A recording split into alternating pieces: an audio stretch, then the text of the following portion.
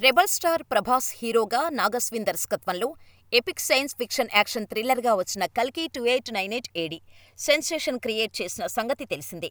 ప్రపంచవ్యాప్తంగా జూన్ 27న రిలీజయి మొదటి రోజు నుంచి వసూళ్లలో దూసుకుపోతూ, బాక్సాఫీస్ వద్ద సరికొత్త రికార్డులు సృష్టిస్తూ 1,200 కోట్ల గ్రాస్ రాబట్టింది 'కల్కి'.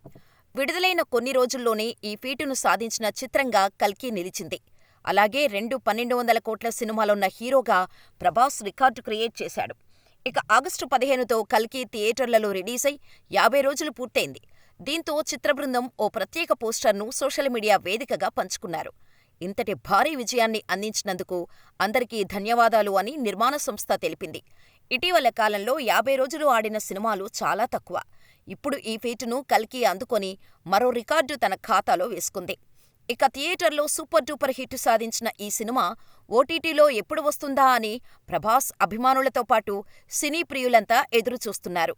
ఈ ఆగస్టు 23 నుంచి ఈ చిత్రం అమెజాన్ ప్రైమ్ వేదికగా ప్రసారం కానున్నట్టు తెలుస్తోంది. దీని హిందీ వర్షన్ మాత్రం అదే తేదీ నుంచి నెట్ఫ్లిక్స్ వేదికగా స్ట్రీమింగ్ కానుందనే వార్తలు వైరల్ అవుతున్నాయి.